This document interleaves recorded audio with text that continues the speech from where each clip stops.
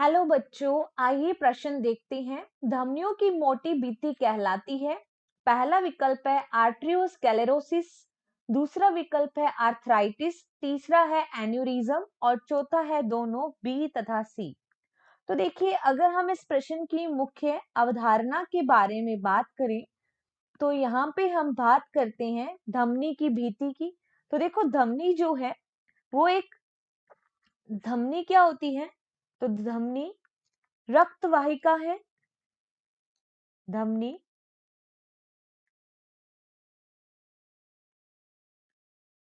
रक्त वाहिका है जो हृदय से दूर रक्त को लेके जाती है। ठीक है, धमनी हृदय से दूर रक्त को लेके जाती है। हम यहाँ पे देखते हैं कि जब इस धमनी की भित्ति में यहाँ पे वसा, कोलेस्ट्रॉल जैसे पदार्थों का जमाव हो जाता है। वसा, कोलेस्ट्रॉल जैसे पदार्थों का जमाव होता है तो धमनी की जो भित्ति है वो मोटी हो जाएगी।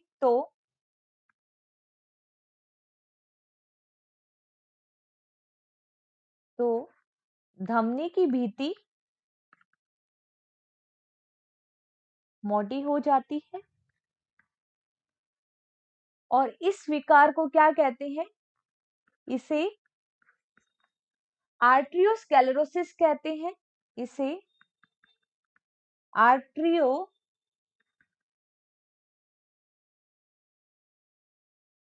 आर्टरियोस्क्लेरोसिस कहते हैं।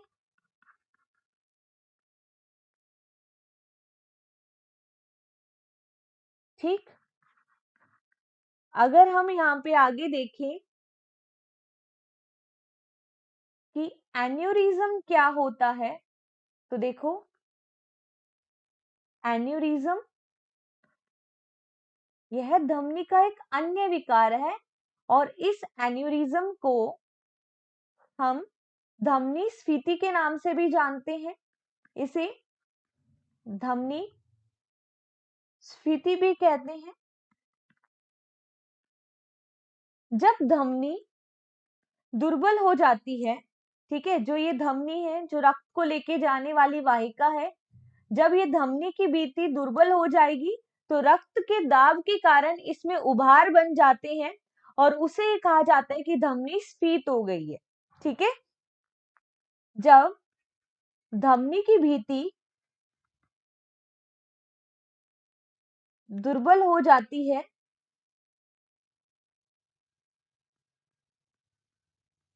तो रक्त दाब के कारण उभार बनता है या उभार उत्पन्न होता है, जिसे एन्यूरिज्म कहते हैं। जिसे एन्यूरिज्म कहते हैं। इस तरीके से इस धमनी में इस तरीके से उभार बनने लग जाता है। ठीक, और अगर हम बात करें कि आर्थराइटिस क्या होता है, तो आर्थराइटिस जो है इसमें इस बीमारी में क्या होता है? जोड़ों में सूजन आ जाती है। जोड़ों में सूजन आना, जिसे गठिया कहते हैं। ठीक है, जोड़ों में सूजन का आना। अब देखो, विकल्प पहला है कि धमनियों की जब भित्ति मोटी होती है तो उसे क्या कहते हैं? अभी हमने पढ़ा, उसे आर्टरियोस्क्लेरोसिस कहते हैं, जो कि वसा, कोलेस्ट्रॉल आदि की जमाव के कारण धमनी की भित्ति मोटी दिखाई देती है। तो पहला यहाँ पे सही है। दूसरा बोला है आर्थराइटिस, तो आर्थराइटिस नहीं कहते, वो जोड़ों के सूजन के कारण जो विकार होता है उसे कहते हैं आर्थराइटिस। और एन्यूरिज्म क्या होता है? धमनी का स्फीत हो जाना। ठीक है, तो यहाँ पे केवल ए सही है, तो डी भी गलत हो जाएगा। तो इस प्रश्न का जो सही उत्तर है वो है केवल पहला या ए। आशा करते हैं आपको इस प्रश्न का उत्तर समझ में आया होगा। धन्यवाद।